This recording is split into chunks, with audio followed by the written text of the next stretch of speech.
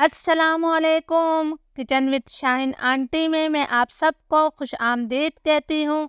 आज मैं अपने किचन में बहुत ही आसान तरीके से मज़ेदार ढाबा स्टाइल मूंग दाल फ्राई बना रही हूँ। बहुत मज़े की ये दाल बनती है। ज़रूर इस रेसिपी को ट्राई कीजिएगा और वीडियो को आखिर तक देखिएगा। इसके लिए मैंने 200 ग्राम यानी 1 कप मूंग की धुली हुई दाल ली है। दाल को अच्छी तरह से साफ करने के बाद मैंने इसे आधे घंटे पहले भिगो दिया था। भीगने से दाल काफ़ी नरम हो जाती है। तो चलिए इस मज़ेदार दाल को बनाना शुरू करते हैं। मूंग दाल फ्राई बनाने के लिए मैंने 1/4 कप तेल लिया है और तेल को मैं गरम कर लेती हूँ। तेल गरम हो गया है तो इसके अंदर मैं 4 लौंगे, 1 बड़ी इलायची, 8-10 काली मिर्चें और 1 चाय का चम्मच सफ़ेद ज़ीरा शामिल कर रही हूँ। इसके साथ ही 5 मैंने सूखी लाल मिर्चें डाल दी हैं। इन तमाम खड़े गरम मसालों को मैं 30-40 सेकंड तक फ्राई कर लेती हूँ ताकि तेल में अच्छी सी खुशबू आ जाए। खड़े गरम मसाले हमारे फ्राई हो गए हैं। ये मैंने एक दरमियाने साइज़ की प्याज ली है जिसे बिल्कुल बारीक चॉप करके शामिल किया है। प्याज को हमने इतनी देर तक फ्राई करना है कि प्याज हमारी नरम हो जाए। हमने प्याज को कोई कलर नहीं देना है। प्याज हमारी नरम हो गई है। आप देख सकते हैं कि मैंने प्याज को कोई कलर नहीं दिया है। अब मैंने 1 खाने का चम्मच अदरक लहसुन का पेस्ट शामिल कर दिया है। अदरक लहसुन को भी हम 1.5-2 मिनट तक भून लेते हैं ताकि अदरक लहसुन का कच्चापन ख़त्म हो जाए। अदरक लहसुन हमारा अच्छी तरह से भुन गया है तो अब फ्लेम मैंने लो कर दिया है। मैं इसके अंदर पाउडर मसाले शामिल करूँगी। 1 चाय का चम्मच भरकर मैंने धनिया पाउडर डाला है। 1 चाय का चम्मच ही मैं नमक शामिल कर रही हूँ। 1 चाय का चम्मच में लाल मिर्चों का पाउडर शामिल कर रही हूँ। नमक और मिर्च हमेशा अपने टेस्ट के मुताबिक लिया करें। 1/4 टीस्पून मैंने हल्दी पाउडर शामिल कर दिया है। इसके साथ ही मैं इसके अंदर थोड़ा सा पानी शामिल कर रही हूँ ताकि मसाले हमारे जले ना। अब इन मसालों की हमने 2-3 मिनट तक अच्छी तरह से भुनाई करनी है। अगर मुझे ज़रूरत महसूस हुई तो मैं थोड़ा सा पानी और डाल लूँगी। मसाले हमारे अच्छी तरह से भुन गए हैं और तेल मसाले से अलग हो गया है। अब 2 दरमियाने साइज़ के टमाटरों को मैं छोटे टुकड़ों में काट कर शामिल कर रही हूँ। इन टमाटर को भी हमने मसाले के साथ अच्छी तरह से मिक्स कर देना है।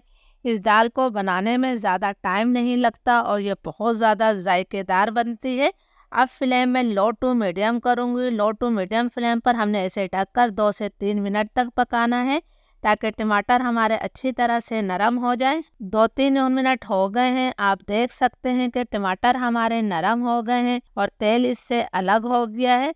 तो अब मैं 1-1.5 मिनट तक इसकी मज़ीद भुनाई करूंगी और टमाटरों को भी हमने अच्छी तरह से मैश कर लेना है। मसाला हमारा अच्छी तरह से भुन गया है तो अब मैं इसके अंदर भीगी हुई दाल शामिल करूंगी। दाल का तमाम पानी मैंने निकाल दिया है। मैंने तमाम दाल डाल दी है। अब अगर आप चाहते हैं कि आपकी दाल खिली खिली बने और दाल का कलर भी अच्छा आए तो आपने इस दाल को जो है 6-7 मिनट तक अच्छी तरह से मसाले के साथ भून लेना है। अगर आपको पानी की ज़रूरत महसूस हो भुनाई करते वक्त आप इसके अंदर थोड़ा थोड़ा पानी भी डाल सकते हैं। तो मैं 6-7 मिनट तक इस दाल को अच्छी तरह से भून लेती हूँ। 6-7 मिनट तक मैंने दाल की बहुत अच्छी तरह से भुनाई कर ली है।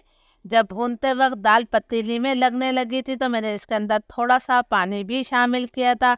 आप देख सकते हैं कि दाल का कलर भी बहुत अच्छा हो गया है और दाल हमारी बिल्कुल खिली खिली हो गई है। अब दाल को गलाने के लिए मैं इसके अंदर पानी शामिल करूंगी। आपने इसके अंदर बहुत ज़्यादा पानी नहीं डालना है। ये मैंने 1 कप पानी लिया था उसमें से भी मैंने थोड़ा सा बचा लिया है। ये भीगी हुई मूंग की दाल है तो ये बहुत ज़्यादा जल्दी गल जाएगी। फ्लेम में लो टू मीडियम करूंगी। लो टू मीडियम फ्लेम पर हम इसे ढककर 12 से 15 मिनट तक पका लेते हैं। लो टू मीडियम फ्लेम पर दाल को पकते हुए तकरीबन 15 मिनट हो गए हैं। माशाल्लाह बहुत ही अच्छी इसमें से खुशबू आ रही है। आप देख सकते हैं जो हमने पानी शामिल किया था इसमें अभी हल्का सा पानी मौजूद है। आपने इस दाल को जो है बिल्कुल खुश्क नहीं करना है। हल्की सी इसके अंदर ग्रेवी रहनी चाहिए। जब ये ठंडी होगी तो और ज़्यादा खुश्क हो जाएगी। दाल भी आप देख सकते हैं कि हमारी आसानी से मैश हो रही है। दाल हमारी खिली खिली भी है और अच्छी तरह से गल भी गई है। अब हमने इसके जायके को बढ़ाने के लिए कुछ और चीज़ें शामिल करनी है। 2 हरी मिर्चों को मैंने काट कर डाला है और 2 हरी मिर्चें मैंने साबुत शामिल करी हैं। थोड़ी सी हमने स्लाइस अदरक डाल दी है। आधा चाय का चम्मच मैंने गरम मसाला पाउडर शामिल किया है। इसके साथ ही हम ढाबा स्टाइल इस दाल को जायका देंगे, तो इसके अंदर मैं 1 खाने का चम्मच कसूरी मेथी को हाथों से मसल कर डाल रही हूँ। हर कसूरी मेथी ज़रूर डालिएगा, बहुत अच्छी खुशबू और जायका आएगा। थोड़ा सा मैंने हरा धनिया शामिल कर दिया है। अब हल्के हाथों से आपने इन तमाम चीज़ों को मिक्स करना है, क्योंकि दाल हमारी अच्छी तरह से गली हुई है। अब हमने ढाबा स्टाइल दाल के जायके को बढ़ाने के लिए एक बहुत ही जायकेदार तड़का बनाना है। तड़के के लिए फ्राई पैन में मैंने 2 खाने के चम्मच भरकर घी शामिल किया है और घी को मैं गरम कर लेती हूँ। घी हमारा अच्छी तरह से गरम हो गया है, तो इसके अंदर मैंने 1/4 टीस्पून कश्मीरी लाल मिर्चों का पाउडर शामिल किया है। ये वो स्पेशल तड़का होता है जिसे होटल वाले लाजमी ऊपर से डालते हैं। तो तड़का हमारा तैयार है। दाल को मैंने सर्विंग प्लेट में निकाल लिया है। ऊपर से हम ये तड़का डालेंगे जिस तरह ढाबे वाले डालते हैं। इससे दाल की शक्ल सूरत बिल्कुल बदल जाएगी और इसका जायका भी कई गुना बढ़ जाएगा। इजाज़त दीजिए, अल्लाह हाफिज़।